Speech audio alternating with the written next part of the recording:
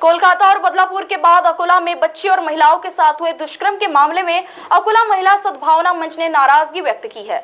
महिला सद्भावना मंच ने अकोला जिलाधिकारी को एक मेमोरेंडम सौंपा जिसमें देश में महिलाओं की सुरक्षा को लेकर सवाल किए गए। उन्होंने कहा कि दुष्कर्म के मामले में कानून व्यवस्था के साथ साथ लोगों की मानसिक बीमारी का इलाज करना भी जरूरी है। साथ ही महिलाओं की सुरक्षा के लिए सरकार को और अधिक प्रयास करने चाहिए। स्कूल, कॉलेज और सामाजिक क्षेत्र में नैतिक शिक्षा पर जोर दिया जाए, ऐसी मांग उनके द्वारा की गई है। इस मामले में अकोला जिलाधिकारी ने महिला सद्भावना मंच को आश्वासन दिया कि महिलाओं की सुरक्षा के लिए आवश्यक कदम उठाए जाएंगे। अस्सलाम वालेकुम वरहमतुल्लाहि वबरकातुहू। बदलापुर और कोलकाता और अब अकोला में लड़कियों और औरतों के साथ होने वाले बुरे कामों की वजह से पूरे मुल्क में हमारे सवाल खड़े उठ रहे हैं।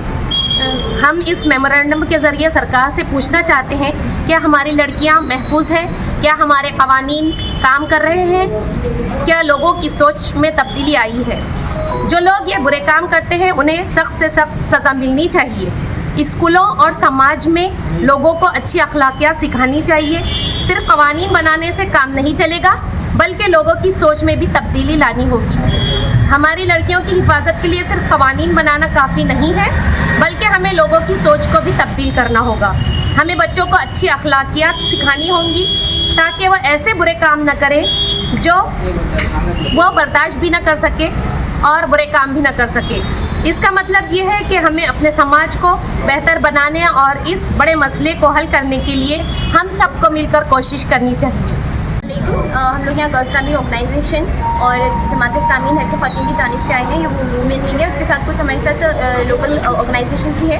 हम यहाँ पर मेमोरेंडम देने के लिए आए थे सब, और उसका मुद्दा ये था कि जो केसेस रेप केसेस बढ़ रहे हैं इस देश में, कोलकाता केस होता है, फिर उसके बाद रेप केसेस की एक लाइन लग जाती है, न्यूज़पेपर्स भरे पड़े जाते हैं। सेकेंड डे हम देखते हैं कि एक और रेप केस, फिर एक और रेप केस, फिर हमारे राज्य में जहाँ हम खड़े हैं फिलहाल महाराष्ट्र में बदलापुर में एक बहुत ही खतरनाक केस सर सामने आता है। उसमें जो चीज़ कॉमन है वो एक ये है कि रेप केसेस जो है वो ख़त्म होने का नाम नहीं ले रहे। दूसरी चीज़ ये कि जो क्रिमिनल्स हैं उनके खिलाफ कोई एक्शन नहीं लिया जा रहा।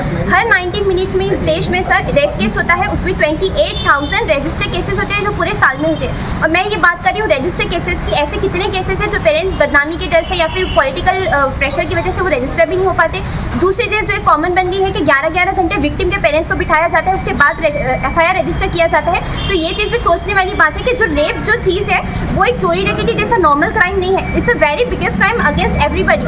अगर आप गवर्नमेंट ऑफिशियल है या फिर एक आम नागरिक है, अगर आप डॉक्टर है, टीचर है, जो भी आप हैं, आपके घर में महिला है, अगर आप एक महिला है। दूसरी चीज़ ये कि अगर मैं एक लड़की हूँ सर, मैं अपने घर से निकलती हूँ तो चाहे मैं स्कूल जा रही हूँ, कॉलेज जा रही हूँ, यूनिवर्सिटी जा रही हूँ, मेरा वर्क प्लेस है, मैं हॉस्पिटल में काम करती हूँ, या मैं एक इंजीनियर हूँ, या मैं एक टीचर हूँ, मेरा वर्क प्लेस मेरे लिए सेकेंड होम है और वो सबसे सेफेस्ट चीज़ मेरे लिए होना चाहिए। वही हमारे लिए सेफेस्ट नहीं कि जब हम आज घर से निकलते हैं तो वी हैव नो आइडिया कि हम सही से घर पर वापस आ भी सकते हैं। दूसरी चीज़ जो बदलापुर केस में सामने आई वो ये कि एक भी लेडी टीचर स्कूल में नहीं है।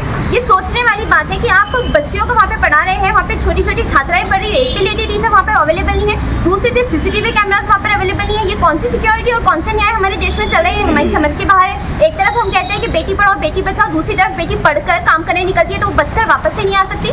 बेटियों का विकास कैसे होगा? आप सोचिए, कोलकाता केस जैसे जब इंसिडेंट हमारे देश में होते हैं उसके बाद हज़ारों पेरेंट्स ऐसे होते हैं जो अपनी बेटियों को पढ़ने से मना कर देते हैं। 2012 से लेकर ये 2024 है जिसमें हम आज खड़े हैं, रेप केसेस रुक नहीं रहे, क्रिमिनल्स खुलेआम घूम रहे हैं, उनको पॉलिटिकल सिक्योरिटी दी जाती है। ये सोचने वाली बात है। इसके लिए हम स्पीडी ट्रायल्स की डिमांड करते हैं, फास्ट ट्रैक जस्टिस होना चाहिए। 3-4 डिमांड्स जो है हमारी, वो सबसे पहली तो ये है कि क्राइम होता है तो उसके लिए फास्टेस्ट ट्रायल हमारा होना चाहिए। दूसरी चीज़ ये कि जो क्रिमिनल्स हैं उनको कड़ी से कड़ी सजा दी जाए। तीसरी ये कि जो छात्राएं, जो छोटी छोटी छात्राएं स्कूल में पढ़ रही है, एटलीस्ट एक लेडी टीचर वहाँ पे होना चाहिए, CCTV कैमरास वहाँ पर होना चाहिए, और एकदम फास्टेस्ट गवर्नमेंट ने कोई ना कोई ऐसा रूल लाना चाहिए जो वुमेन सिक्योरिटी के लिए हो।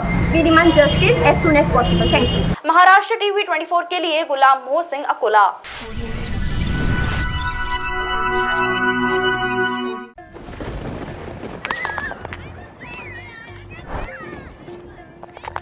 पाऊस निसर्गाचं वरदान आहे, पण त्याचबरोबर कडाडणाऱ्या विजा मात्र कधी कधी आयुष्य उद्ध्वस्त करू शकतात। महाराष्ट्रात विजा पडून झालेल्या मृत्यूंची सरासरी चिंताजनक आहे। विजा पडणे आपण थांबवू शकत नाही, पण आपण आपल्या जीविताची काळजी घेऊ शकतो। विजा चमकत असल्यास मोकळ्या जागेवर राहू नका, पत्र्याचे शेड, बस स्टॉपचा आसरा घेऊ नका। उंच झाडे, विजेचे खांब याखाली उभे राहू नका. छतावर किंवा उंच डोंगरावर असाल तर खाली उतरा. पाण्याच्या मोठ्या साठ्यापासून दूर राहा. घरात विजेची उपकरणे हाताळू नका. दामिनी ॲप तुम्हाला नैसर्गिक विजेच्या संभाव्य धोक्यांची सूचना अगदी विनामूल्य देते. ते वापरा आणि सुरक्षित स्थळी आसरा घ्या. आपत्ती व्यवस्थापन, आयुष्याचे संवर्धन. आपत्ती व्यवस्थापन, मदत व पुनर्वसन विभाग, महाराष्ट्र शासन.